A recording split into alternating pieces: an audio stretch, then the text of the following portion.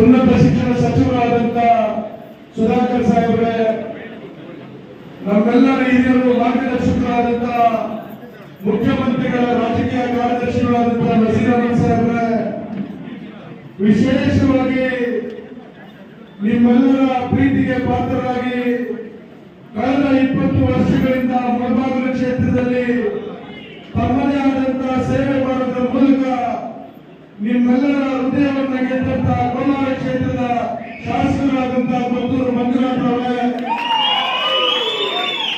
ಈ ಕ್ಷೇತ್ರದ ಕಾಂಗ್ರೆಸ್ ಪಕ್ಷದ ಮುಖಂಡರು ಆತ್ಮೀಯರಾದಂತಹ ಹರಿನಾರಾಯಣ ಅವರೇ, ಇವತ್ತಿನ ಸಭೆಯ ಕೇಂದ್ರ ಬಿಂದು ಮುಂದಿನ 18ನೇ ಲೋಕಸಭೆಯ ಕಾಂಗ್ರೆಸ್ ಪಕ್ಷದ ಅಧಿಕೃತ ಅಭ್ಯರ್ಥಿಯಾಗಿ ಘೋಷಣೆಯಾಗಿ ನಿಮ್ಮೆಲ್ಲರ ಆಶೀರ್ವಾದವನ್ನು ಕೇಳಲಿಕ್ಕೆ ಬಂದಂತ ನಮ್ಮ ಪಕ್ಷದ ಯುವ ಮುಖಂಡರಾದಂತಹ ಗೌತಮ್ ಅವರೇ, ಜಿಲ್ಲಾ ಕಾಂಗ್ರೆಸ್ಸಿನ ಅಧ್ಯಕ್ಷರಾದ ಲಕ್ಷ್ಮೀನಾರಾಯಣ ಅವರೇ, ಆಲಂಗೂರು ಶಿವಣ್ಣ ಅವರೇ, ಬ್ಲಾಕ್ ಕಾಂಗ್ರೆಸ್ಸಿನ ಅಧ್ಯಕ್ಷರಾದ ನೀಲಕಂಠವರವರೇ, ಅಮಾನುಲ್ಲ ಅವರೇ ಮತ್ತು ವೇದಿಕೆ ಬರ್ತಕ್ಕಂಥ ಎಲ್ಲ ಕಾಂಗ್ರೆಸ್ ಪಕ್ಷದ ಗೌರವಾನ್ವಿತ ಹಿರಿಯ ಮುಖಂಡರುಗಳೇ, ಕಾಂಗ್ರೆಸ್ ಪಕ್ಷದ ಎಲ್ಲ ಮುಂಚೂಣಿ ಘಟಕದ ಅಧ್ಯಕ್ಷರು ಮತ್ತು ಪದಾಧಿಕಾರಿಗಳೇ, ಮುಳಬಾಗಿಲು ಕ್ಷೇತ್ರದ ಎಲ್ಲ ಭಾಗಗಳಿಂದ ಬಂದಿರತಕ್ಕಂಥ ಎಲ್ಲ ಗ್ರಾಮ ಪಂಚಾಯತಿಯ ಅಧ್ಯಕ್ಷರೇ, ಉಪಾಧ್ಯಕ್ಷರೇ, ಸದಸ್ಯರುಗಳೇ, ಎಲ್ಲ ನಗರಸಭೆಯ ಮಾಜಿ ಅಧ್ಯಕ್ಷರೇ, ಉಪಾಧ್ಯಕ್ಷರೇ, ಸದಸ್ಯರುಗಳೇ, ಎಲ್ಲ ನಮ್ಮ ಮುಖಂಡರೇ, ವಿಶೇಷವಾಗಿ ಎಲ್ಲ ನಮ್ಮ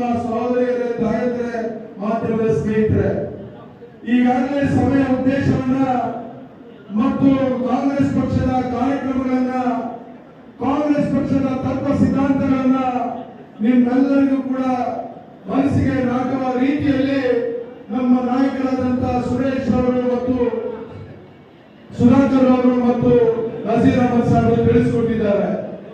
ಇವತ್ತು ಮುಳಬಾಗಿಲು ಕ್ಷೇತ್ರ ಅಂದ್ರೆ ಮೊದಲಿಗೆ ನೆನಪು ಬರೋದು ಕರ್ನಾಟಕ ರಾಜ್ಯದ ಮೂಡಲ ಬಾಗಿಲು. ಇಲ್ಲಿ ಎಲ್ಲ ರಾಜಕೀಯ ಪಕ್ಷಗಳು ಬರ್ತಾರೆ. ಇಲ್ಲಿನ ಕುರುಡುಮಲೆಯಲ್ಲಿ ಗಣಪತಿಯ ಆಶೀರ್ವಾದವನ್ನು ಪಡ್ಕೊಳ್ತಾರೆ. ತದನಂತರ 5ರಲ್ಲಿ ನಗರಕ್ಕೆ ಹೋಗ್ತಾರೆ. ಅಲ್ಲಿಂದ ಆಂಜನೇಯ ಸ್ವಾಮಿ ದೇವಸ್ಥಾನಕ್ಕೆ ಬರ್ತಾರೆ. ಅಲ್ಲಿ ಆಶೀರ್ವಾದವನ್ನು ಪಡ್ಕೊಳ್ತಾರೆ. ಈ ಸಂಪ್ರದಾಯವನ್ನು ಹುಟ್ಟುಹಾಕಿದ್ದು ಇದೇ ಕಾಂಗ್ರೆಸ್ ಪಕ್ಷ. ಎಸ್.ಎಂ. ಕೃಷ್ಣರವರು ಈ ರಾಜ್ಯದ ಕಾಂಗ್ರೆಸ್ ಪಕ್ಷದ ಅಧ್ಯಕ್ಷರಾಗಿದ್ದಾಗ ಪಾಂಚಜನ್ಯ ಯಾತ್ರೆಯನ್ನು ಇಲ್ಲಿಂದ ಪ್ರಾರಂಭ ಮಾಡಿದರು. ಇವತ್ತು ನಾವು ಕೂಡ ಕೋಲಾರ ಲೋಕಸಭಾ ಕ್ಷೇತ್ರದ ಪ್ರಚಾರವನ್ನ ಮುಳಬಾಗಿಲಿನಲ್ಲಿ ನಮ್ಮ ಜಿಲ್ಲಾ ಸಚಿವರ ನೇತೃತ್ವದಲ್ಲಿ ಮತ್ತು ನಮ್ಮ ಅವಿಭಾಜ್ಯ ಜಿಲ್ಲೆಯ ನಾಯಕರಾದಂತಹ ಸುಧಾಕರ್ ಅವರ ನೇತೃತ್ವದಲ್ಲಿ ಈ ಎಲ್ಲ ದೇವಾಲಯಗಳಿಗೆ ಮತ್ತು ಮಸೀದಿ ದರ್ಗಾಕ್ಕೆ ಹೋಗಿ ಆಶೀರ್ವಾದವನ್ನು ಪಡೆದುಕೊಂಡು ನಿಮ್ಮ ಆಶೀರ್ವಾದವನ್ನು ಕೇಳಲಿಕ್ಕೆ ಬಂದಿದ್ದೇವೆ. ಇವತ್ತು ಬಹುಶಃ 17 ಲೋಕಸಭೆ ಚುನಾವಣೆ ಈ ದೇಶದಲ್ಲಿ ನಡೆದಿದೆ.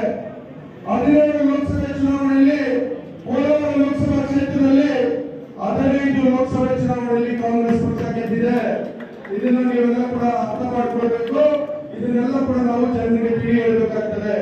ಕಾರಣ ಅವಿಭಾಜ್ಯ ಕೋಲಾರ ಜಿಲ್ಲೆ ಸ್ವಾತಂತ್ರ್ಯ ಪೂರ್ವದ ಹೋರಾಟದಲ್ಲಿ ಕೂಡ ಮುಂಚೂಣಿಯಲ್ಲಿತ್ತು. ಕಾಂಗ್ರೆಸ್ ಪಕ್ಷಕ್ಕೆ ತನ್ನದೇ ಆದಂತಹ ಸೇವೆಯನ್ನು ಮಾಡಿಕೊಂಡಿತ್ತು. ಹಂಗಾಗಿ ನಮ್ಮ ಹಿರಿಯರಲ್ಲಿ ಭದ್ರವಾದಂತಹ ಬುನಾದಿಯನ್ನು ಹಾಕಿಕೊಟ್ಟು ಇವತ್ತು ಕಾಂಗ್ರೆಸ್ ಪಕ್ಷಕ್ಕೆ ಶಕ್ತಿಯನ್ನು ತುಂಬಿ ಹೋಗಿದ್ದಾರೆ. ಇವತ್ತು ಎಂ.ವಿ. ಕೃಷ್ಣಪ್ಪನವರು, ಕೆ.ಸಿ. ರೆಡ್ಡಿ ಅವರು, ವಿಶೇಷವಾಗಿ ನಮ್ಮ ಚೌಡರೆಡ್ಡಿ ಅವರು ಜಿಲ್ಲಾ ಕಾಂಗ್ರೆಸ್ ಅಧ್ಯಕ್ಷರಾಗಿ, ಆಂಜನೇಯ ರೆಡ್ಡಿ ಅವರು ಜಿಲ್ಲಾ ಕಾಂಗ್ರೆಸ್ ಅಧ್ಯಕ್ಷರಾಗಿ ಎಲ್ಲರೂ ಕೂಡ ಕಾಂಗ್ರೆಸ್ ಪಕ್ಷಕ್ಕೆ ಒಂದು ಶಕ್ತಿಯನ್ನು ತುಂಬಿ ಹೋಗಿದ್ದಾರೆ. ಈ ಕ್ಷೇತ್ರದಲ್ಲಿ 2003ರಿಂದ 2023ವರೆಗೂ ಕೊತ್ತೂರು ಮಂಜುನಾಥ್ ಅವರು ಸಮಾಜ ಸೇವೆ ಮಾಡೋದ್ರ ಮೂಲಕ ನಿಮ್ಮೆಲ್ಲರ ಮನಸ್ಸನ್ನು ಗೆದ್ದು 2013ರಲ್ಲಿ ನಿಮ್ಮೆಲ್ಲರ ಆಶೀರ್ವಾದದಿಂದ ಶಾಸಕರಾಗಿ ಈ ಕ್ಷೇತ್ರವನ್ನು ಒಂದು ಮಾದರಿ ಕ್ಷೇತ್ರವನ್ನಾಗಿ ಮಾಡಿದರು. ಅದರ ಪ್ರತಿಫಲ 2018ರಲ್ಲಿ ಅವರು ಹೇಳಿದಂತ ಅಭ್ಯರ್ಥಿಗೆ ನಾಗೇಶ್ ಅವರಿಗೆ ನೀವೆಲ್ಲ ಕೂಡ ಪಕ್ಷೇತರರಾಗಿ ಗೆಲ್ಲಿಸಿದಂತ ಉದಾಹರಣೆ ಇದೆ. ಬಹುಶಃ ನಾಗೇಶ್ ಅವರು ಚುನಾವಣೆಗೆ ನಿಲ್ಲುವವರೆಗೂ ಕೂಡ ಯಾರೂ ಕೂಡ ಪರಿಚಯ ಇರಲಿಲ್ಲ. ನಾಗೇಶ್ ಅಂತಕ್ಕಂಥ ವ್ಯಕ್ತಿ ಯಾರು ಅಂತ ಗೊತ್ತಿರಲಿಲ್ಲ. ಆಮೇಲೆ ಅವ್ರಿಗೆ ಸಿಕ್ಕಿದಂತ ಸಿಂಬಲ್ ಎಂತದ್ದು ಅಂದ್ರೆ ಹಳೆಯದು ನಮ್ಮ ಓಬಿ ರ್ಯಾಂಕ್ ಟೈಪ್ ರೈಟಿಂಗ್ ಮಿಷನ್. ಅದೆಲ್ಲ ಮತ್ತೆ ಹೋಗ್ಬಿಟ್ಟಿದ್ದಾರೆ ಈ ಕಾಲ. ಅಂತ ಟೈಪ್ ರೈಟಿಂಗ್ ಮಿಷನ್ ಹುಡುಕೊಂಡು ಹೋಗಿ ಇದು ಕೊತ್ತೂರು ಮಂಜುನಾಥ್ ಸಿಂಬಲ್ ಅಂತ ಹೇಳಿ ಓಟ್ ಹಾಕಿದ್ರಿಂದ ಅವತ್ತು ನಾಗೇಶ್ ಅವರಿಗೆ ಸಾಧ್ಯ ಆಗಿದೆ. ಮೊನ್ನೆ ಕೂಡ 2023 ಚುನಾವಣೆಯಲ್ಲಿ ಆದಿನಾರಾಯಣ ಅವರಿಗೆ ಕೊತ್ತೂರು ಮಂಜುನಾಥ್ ಅವರು ಆಶೀರ್ವಾದವನ್ನು ಮಾಡಿ ವಿಶೇಷವಾಗಿ ಅವತ್ತು ನಮ್ಮ ಸುಧಾಕರ್ ಅವರು, ನಾವು ಮತ್ತು ನಮ್ಮ ವೈ.ಪಿ. ಸುರೇಶ್ ಅವರು ಎಲ್ಲರೂ ಕೂಡ ಮಾನ್ಯ ಮುಖ್ಯಮಂತ್ರಿಗಳನ್ನ, ಮಾನ್ಯ ಕೆಪಿಸಿಸಿ ಅಧ್ಯಕ್ಷರನ್ನ, ಅವರೇ ಸಿಎಂ ಆಗಿರುವಂತಹ ಸಿದ್ದರಾಮಯ್ಯ ಅವರನ್ನ ಕೆಪಿಸಿಸಿ ಅಧ್ಯಕ್ಷರನ್ನ ನಮ್ಮ ರಾಜ್ಯದ ಉಸ್ತುವಾರಿ ವಹಿಸಿಕೊಂಡಿದ್ದಂತ ಸುರ್ಜೇವಾಲಾ ಅವರನ್ನ ರಾತ್ರಿ 12 ಗಂಟೆ 1 ಗಂಟೆ 2 ಗಂಟೆವರೆಗೂ ಮಾತನಾಡಿ ಕೊನೆಗೆ ಬೆಳಗಿನ ಜಾವ ಅವರಿಗೆ ಟಿಕೆಟ್ ಅನ್ನು ಕೊಟ್ಟರು. ಬೆಳಗಿನ ಜಾವ 3 ಗಂಟೆಯಲ್ಲಿ ಅವರಿಗೆ ಟಿಕೆಟ್ ಅನ್ನು ಘೋಷಣೆ ಆಯಿತು. ಬಹುಶಃ ಅವತ್ತು ಕೂಡ ಆ ಚುನಾವಣೆಯಲ್ಲಿ ಕೂಡ ಕೊತ್ತೂರು ಮಂಜು ಅವರು ಮುಳಬಾಗಿಲು ಕ್ಷೇತ್ರದಲ್ಲಿ ಬಂದು ಕೇವಲ 2 ದಿವಸ ಪ್ರಚಾರ ಮಾಡಿದ್ರೆ ಇವತ್ತು ಆದಿನಾರಾಯಣ ಶಾಸಕರಾಗ್ತಾರೆ. ಆದ್ರೆ ಇಡೀ ಏನಾಯ್ತು ಅಂದ್ರೆ ಕೊತ್ತೂರು ಮಂಜುನಾಥ್ ಅವರು ಕೂಡ ಕೇವಲ 20 ದಿವಸ ಇದ್ದಾಗ ಕೋಲಾರ ವಿಧಾನಸಭಾ ಕ್ಷೇತ್ರದಲ್ಲಿ ಟಿಕೆಟ್ ಘೋಷಣೆ ಆಯಿತು. ಕೋಲಾರ ವಿಧಾನಸಭಾ ಕ್ಷೇತ್ರದ ಇತಿಹಾಸದಲ್ಲಿ 89 ನಂತರ 2004ರಲ್ಲಿ ಒಂದು ಬಾರಿ ಶ್ರೀನಿವಾಸ ಗೌಡ ಗೆದ್ದಿಟ್ಬಿಟ್ರೆ ಅಲ್ಲಿ ಕಾಂಗ್ರೆಸ್ ಗೆದ್ದಿರಲಿಲ್ಲ. ಕಾಂಗ್ರೆಸ್ ಗೆದ್ದಕ್ಕಂತ ಒಂದು ವಾತಾವರಣ ನಿರ್ಮಾಣ ಆಗಿರಲಿಲ್ಲ. ಆದ್ರೆ ಸಿದ್ದರಾಮಯ್ಯ ಅವರು ಅಲ್ಲಿ ಸ್ಪರ್ಧೆ ಮಾಡಬೇಕು ಅಂತ ತೀರ್ಮಾನ ತೆಗೆದುಕೊಂಡ ಮೇಲೆ ವಿಶೇಷವಾಗಿ ನಜೀರ್ ಅಹಮದ್ ಸಾಹೇಬರು ನಾವು ಕೂಡ ಎಲ್ಲ ಸೇರಿ ರಮೇಶ್ ಕುಮಾರ್ ಅವರ ಮಾರ್ಗದರ್ಶನದಲ್ಲಿ ಕೋಲಾರದಲ್ಲಿ ಕಾಂಗ್ರೆಸ್ ಸಂಘಟನೆ ಮಾಡಿದ ಪ್ರತಿಭಾ ಮತ್ತು ಮುಳಬಾಗಿಲು ಕ್ಷೇತ್ರದ ನಿಮ್ಮೆಲ್ಲರ ಆಶೀರ್ವಾದ, ನೀವು ಏನು ಕೋಲಾರ ಕ್ಷೇತ್ರದಲ್ಲಿ ಬಂದು ನೀವೆಲ್ಲ ಕೂಡ ನಮ್ಮ ಮಂಜುವಲ್ಲಿ ಸ್ಪರ್ಧೆ ಮಾಡಿದ್ದಾರೆ, ನಮ್ಮ ಮಂಜುವನ್ನು ನಾವು ಗೆಲ್ಲಿಸಬೇಕು ಅಂತ ಹೇಳಿ ನಿಮ್ಮ ಸ್ನೇಹಿತರಿಗೆ ನಿಮ್ಮ ನೆಂಟರಿಷ್ಟರಿಗೆ ಎಲ್ಲ ಕೂಡ ಹೇಳಿದ್ರಿಂದ ಕೊತ್ತೂರು ಮಂಜುನಾಥ್ ಅವರು ಎಲ್ಲಿ ಕಾಂಗ್ರೆಸ್ ಗೆದ್ದಿರಲಿಲ್ಲ ಅಲ್ಲಿ ಸುಮಾರು 33,000 ಓಟ್ಗಳಿಂದ ಅತಿ ಹೆಚ್ಚು ಮತಗಳಿಂದ ಕೊತ್ತೂರು ಮಂಜುನಾಥ್ ಅವರು ಸಾಧ್ಯ ಆಗಿದೆ. ಇವತ್ತು ಕೊತ್ತೂರು ಮಂಜುನಾಥ್ ಅವರು ಆದಿನಾರಾಯಣ ಅವರು ಹೇಳ್ತಾ ಇದ್ರು ಮನೆ ಚುನಾವಣೆಯ ಅಭ್ಯರ್ಥಿ ತೀರ್ಮಾನ ಆದ ಸಂದರ್ಭದಲ್ಲಿ ದಯವಿಟ್ಟು ಅಣ್ಣ ನೀವು ಬರಬೇಕು, ಒಂದು 4 ದಿವಸ ಕಾಲ ಮುಳಬಾಗಿಲು ಕ್ಷೇತ್ರಕ್ಕೆ ನೀವು ಸಮಯವನ್ನು ಕೊಡಬೇಕು, ನಿಮ್ಮ ಅನುಕೂಲ ಇರ್ತಕ್ಕಂಥ ದಿನಾಂಕಗಳನ್ನು ಕೊಟ್ಟರೆ ಆ ದಿವಸಗಳೇ ನಾವು ಪ್ರಚಾರವನ್ನ ಎಲ್ಲೆಲ್ಲಿ ಮಾಡ್ಕೊಳ್ಬೇಕು ಅಂತ ಹೇಳಿ ನಾವು ಪ್ಲಾನ್ ಮಾಡ್ತೀವಿ ಅಂತ ಹೇಳಿದ್ರು. ನಾನು ನಜೀರ್ ಅಹಮದ್ ಅವರು ಕೊತ್ತೂರು ಮಂಜುನಾಥ್ ಅವರು ಕೂಡ ಮಾತನಾಡಿ ಮುಳಬಾಗಿಲು ಕ್ಷೇತ್ರಕ್ಕೂ ಕೂಡ ಅವರಿಗೆ 4 ದಿವಸ ಬಂದು ಕಾಂಗ್ರೆಸ್ ಪಕ್ಷದ ಪರವಾಗಿ ಗೌತಮ್ ಅವರ ಪರವಾಗಿ ನಾವು ಪ್ರಚಾರ ಮಾಡೋದಕ್ಕೆ ಮಂಜುನಾಥ್ ಅವರು ಕೂಡ ಇಲ್ಲಿ ಬರ್ತಾರೆ ಅಂತ ಕೂಡ ಈ ಸಂದರ್ಭದಲ್ಲಿ ನಾನು ಹೇಳಲಿಕ್ಕೆ ಬಯಸ್ತೇನೆ. ಇವತ್ತು ಈ ಕ್ಷೇತ್ರದಲ್ಲಿ ಒಬ್ಬ ಪುಣ್ಯಾತ್ಮ ಶಾಸಕರಾಗಿದ್ದಾರೆ. ನಿನ್ನೆ ಜೆಡಿಎಸ್ ಮತ್ತು ಬಿಜೆಪಿಯ ಸಮನ್ವಯ ಸಮಿತಿಯ ಸಭೆಯಲ್ಲಿ ಕೋಲಾರ ಜಿಲ್ಲೆಯಲ್ಲಿ ಯಾರು ಗಂಡಸರಿಲ್ವಾ ಕಾಂಗ್ರೆಸ್ ಪಕ್ಷಕ್ಕೆ ಸ್ಪರ್ಧೆ ಮಾಡೋದಕ್ಕೆ ಅಂತ ಹೇಳಿ ಪ್ರಶ್ನೆ ಹಾಕಿದ್ದಾರೆ. ಆ ಪುಣ್ಯಾತ್ಮನಿಗೆ ಕೇಳ್ತೀನಿ ನಾನು, ಹಂಗಾರೆ ಮುಳಬಾಗಿಲು ತಾಲೂಕಿನಲ್ಲಿ ಯಾರು ಗಂಡಸರಿಲ್ಲಪ್ಪ, ನೀನ್ ಬಂದು ಇಲಾಖೆ ಶಾಸಕರಾದೆ ಅಂತ. ಮುಳಬಾಗಿಲು ತಾಲೂಕಿನಲ್ಲಿ ಯಾರು ಗಂಡಸರಿಲ್ವಾ, ನೀನ್ ಯಾಕೆ ಬಂದು ಶಾಸಕರಾದೆ? ರಾಜಕೀಯ ಪಕ್ಷಗಳಲ್ಲಿ ಹಲವಾರು ಸಂದರ್ಭಗಳಲ್ಲಿ ಈ ರೀತಿಯ ತೀರ್ಮಾನಗಳನ್ನ ತೆಗೆದುಕೊಂಡಿದ್ದಾರೆ. ನಮ್ಮ ಚುನಾವಣೆಯಲ್ಲಿ ನಮ್ಮ ಅಭಿವೃದ್ಧಿ ಕಾರ್ಯಕ್ರಮಗಳು, ನಮ್ಮ ಪಕ್ಷದ ತತ್ವ ಸಿದ್ಧಾಂತಗಳನ್ನ ಒಟ್ಟು ಕೇಳಬೇಕಿಲ್ಲ. ಎಲ್ಲಿನೋ ಬಂದವರು ಸ್ಪರ್ಧೆ ಮಾಡಿದ್ದಾರೆ ಅನ್ನೋ ವಿಚಾರವನ್ನು ತೆಗೆದುಕೊಂಡು ಚುನಾವಣೆಗೆ ಹೋದ್ರೆ ಜನ ನಿಮ್ಮನ್ನು ತಿರಸ್ಕರಿಸ್ತಾರೆ.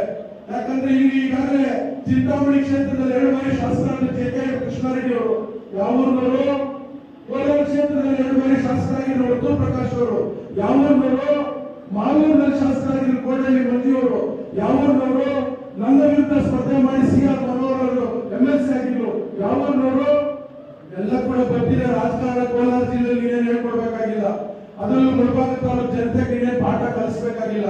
ನೀನ್ ಫಸ್ಟ್ ಅರ್ಥ ಮಾಡ್ಕೋ, ನಿನ್ನ ಕಾರ್ಯಕ್ರಮ ಹೇಳು, ನಿನ್ನ ಪಕ್ಷದ ತತ್ವ ಸಿದ್ಧಾಂತ ಹೇಳು, ನೀನ್ ಬಿಜೆಪಿ ಜೊತೆಗೆ ಹಾಕೋದೆ ಅಂತ ಹೇಳು. ಇವತ್ತು ಮುಳಬಾಗಿಲು ತಾಲೂಕಿನ ನಮ್ಮ ಅಲ್ಪಸಂಖ್ಯಾತ ಬಂಧುಗಳು ಅರ್ಥ ಮಾಡ್ಕೊಳ್ಬೇಕು.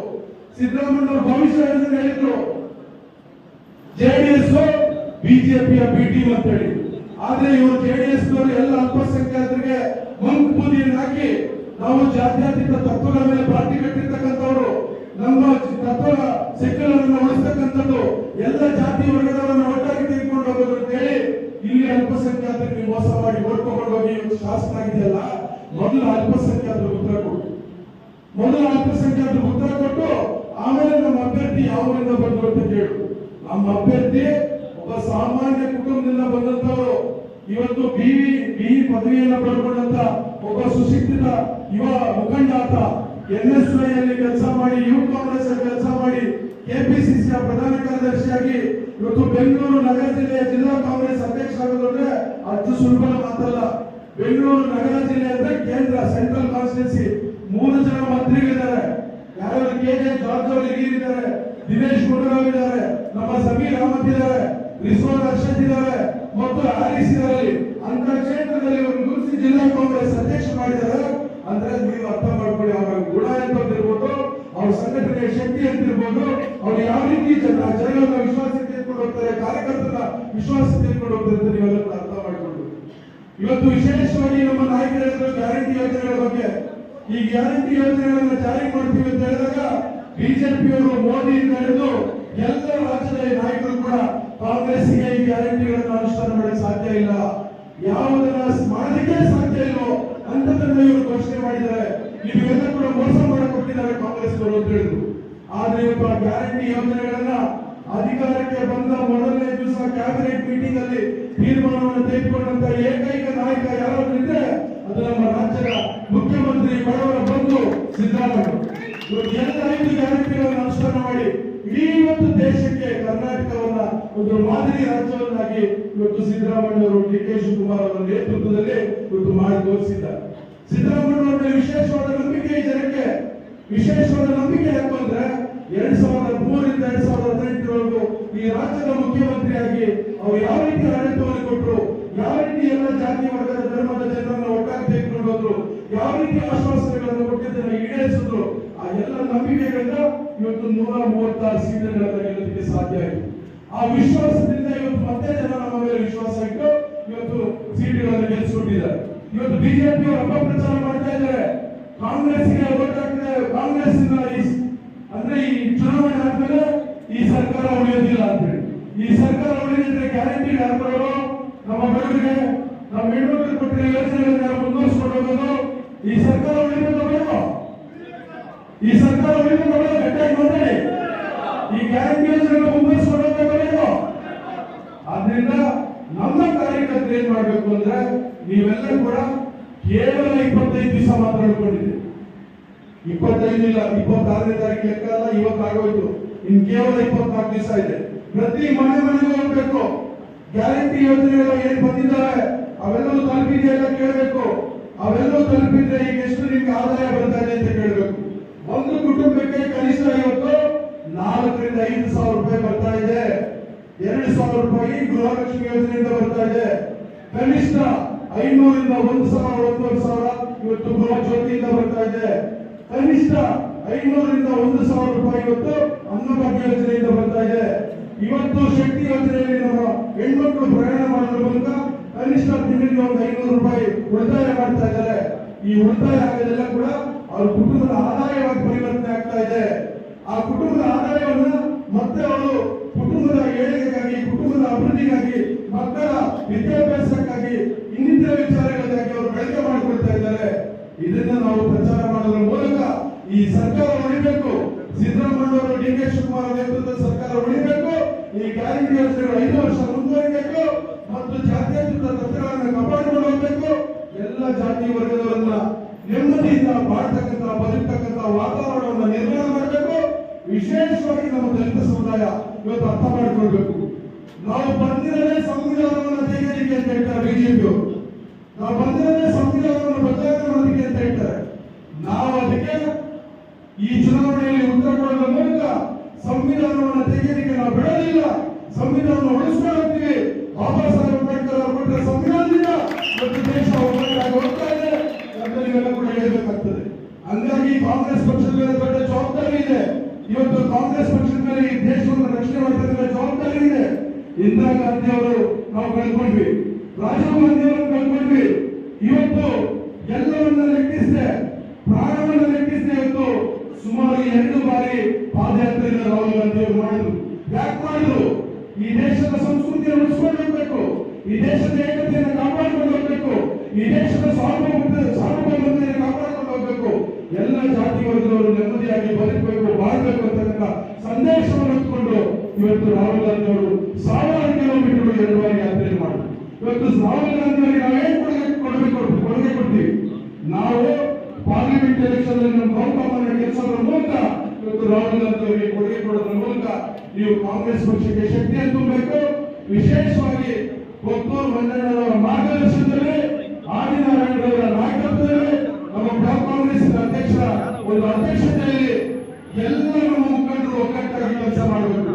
ನೀವೆಲ್ಲ ಒಗ್ಗಟ್ಟಾಗಿ ಕೆಲಸ ಮಾಡಿದ್ರೆ, ಯಾಕಂದ್ರೆ ನೀವು ಶಕ್ತಿ ಇರ್ತಕ್ಕಂಥವ್ರು, ನಮ್ಗೆ ಗೊತ್ತಿದೆ ನಿಮ್ಮ ಶಕ್ತಿ ಏನಂತೇಳಿ.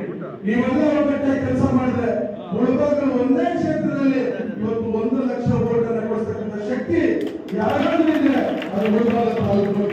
ಮುಳಬಾಗಿಲು ತಾಲೂಕು ಇದೆ. ಕೊತ್ತೂರು ಮಂಜೂರು ಇಲ್ಲಿ ಹೆಚ್ಚಾಗಿಲ್ಲ ಚುನಾವಣೆಯಲ್ಲಿ. ಮುಖಂಡರೆಲ್ಲ ಒಗ್ಗಟ್ಟಾಗಿ ಕೆಲಸ ಮಾಡಿದ್ರೆ ಆ ಚುನಾವಣೆಯಲ್ಲಿ ಗೆಲ್ತಾ ಇದ್ವಿ. ನೀವು ದಯವಿಟ್ಟು ನಿಮ್ಮ ವೈಮನಸ್ಸುಗಳೇನೇ ಇರಲಿ, ಮನಸ್ತಾಪಗಳೇನೇ ಇರಲಿ, ಅವೆಲ್ಲವನ್ನ ಕೊಟ್ಟೂರು ಮಂಜೂರು, ಆದಿನಾರಾಯಣವರು, ನಾವು ಮತ್ತು ನಮ್ಮಿಬ್ಬರು ಮಂತ್ರಿಗಳು ಕೂತು ಚುನಾವಣೆ ಆದ್ಮೇಲೆ ಬರ್ತೀವಿ, ಎಲ್ಲವನ್ನ ಚರ್ಚೆ ಮಾಡೋಣ, ಎಲ್ಲವನ್ನ ಬಗೆಹರಿಸೋಣ. ವಿಶೇಷವಾಗಿ ನಮ್ಮ ಸುಧಾಕರ್ ಸರ್ ಹೇಳಿದ್ರೆ ನೀವು ಅರ್ಥ ಮಾಡ್ಕೊಳ್ಬೇಕು. ಇವತ್ತೇನೋ ಗೌತಮ್ ಅವ್ರು ಬಂದಿದ್ದಾರೆ, ಅವ್ರು ಚುನಾವಣೆ ಆಗ್ತದೆ, ಅವರು ಗೆಲ್ತಾರೆ, ಅವರು ಪಾರ್ಲಿಮೆಂಟ್ ಹೋಗ್ತಾರೆ. ನಾಳೆ ನಮ್ ಚುನಾವಣೆ ಬರ್ತದೆ. ನೀವೆಲ್ಲ ಜಿಲ್ಲಾ ಪಂಚಾಯತಿ ಮೆಂಬರ್ ಆಗ್ಬೇಕು, ನೀವೆಲ್ಲ ತಾಲೂಕ್ ಪಂಚಾಯತಿ ಮೆಂಬರ್ ಆಗ್ಬೇಕು, ನೀವು APMC ಮೆಂಬರ್ ಆಗ್ಬೇಕು, ಮಿಲ್ಕಿ ವೇ ಡೈರೆಕ್ಟರ್ ಆಗ್ಬೇಕು, ನಗರಸಭೆಗೆ ಸದಸ್ಯರಾಗಬೇಕು, ಅಧ್ಯಕ್ಷರಾಗಬೇಕು, ಉಪಾಧ್ಯಕ್ಷರಾಗಬೇಕು. ಅದಕ್ಕೆಲ್ಲ ಶಕ್ತಿಯನ್ನು ತುಂಬಬೇಕಾದ್ರೆ ನೀವು ಪಾರ್ಲಿಮೆಂಟ್ ಮೆಂಬರ್ ಗೆಲ್ಲಿಸ್ಕೋಬೇಕು. ಇವತ್ತು ನಮ್ಮ ಕೋಲಾರದಲ್ಲಿ ಶಾಸಕರಿದ್ದಾರೆ, ಬಂಗಾರಪೇಟೆಯಲ್ಲಿ ಶಾಸಕರಿದ್ದಾರೆ, ಮಾಲೂರಲ್ಲಿ ಶಾಸಕರಿದ್ದಾರೆ, KGF ನಲ್ಲಿ ಶಾಸಕರಿದ್ದಾರೆ, ಚಿಂತಾಮಣಿಯಲ್ಲಿ ಶಾಸಕರಿದ್ದಾರೆ. ಇಲ್ಲಿ ಶಾಸಕರಿಲ್ಲ. ಇಲ್ಲಿ ಗೌತಮ್ ಅವರನ್ನು ಗೆಲ್ಲಿಸಿಕೊಂಡ್ರೆ ಅವರು ಇಲ್ಲಿನ ಶಾಸಕರ ರೀತಿಯಲ್ಲಿ ನಿಮ್ಮ ಜೊತೆ ಕೆಲಸ ಮಾಡ್ತಾರೆ, ನಾನು ಕೂಡ ಅವರ ಜೊತೆಗೆ ನಿಮ್ಮ ಜೊತೆ ಕೆಲಸ ಮಾಡ್ತೀನಿ. ಹಾಗಾಗಿ ನೀವು ದಯಮಾಡಿ ಇವತ್ತು ಈ ಗ್ಯಾರಂಟಿ ಯೋಜನೆ ಉಳಿಬೇಕು, ಜಾತ್ಯತೀತ ರಾಷ್ಟ್ರ ಉಳಿಬೇಕು, ಅಂಬೇಡ್ಕರ್ ಅವರ ಸಂವಿಧಾನ ಉಳಿಬೇಕು. ನೀವೆಲ್ಲ ಕೂಡ ಕಾಂಗ್ರೆಸ್ ಪಕ್ಷ ಶಕ್ತಿಯನ್ನು ಕೊಡೋದ್ರ ಮೂಲಕ ರಾಹುಲ್ ಗಾಂಧಿ ಕೊಡುಗೆಯನ್ನು ಕೊಡಬೇಕು ಅಂತ ಹೇಳ್ತಾ ವಿಶೇಷವಾಗಿ ಇಲ್ಲಿ ಮಾತನಾಡಕ್ಕೆ ಅವಕಾಶ ಕೊಟ್ಟು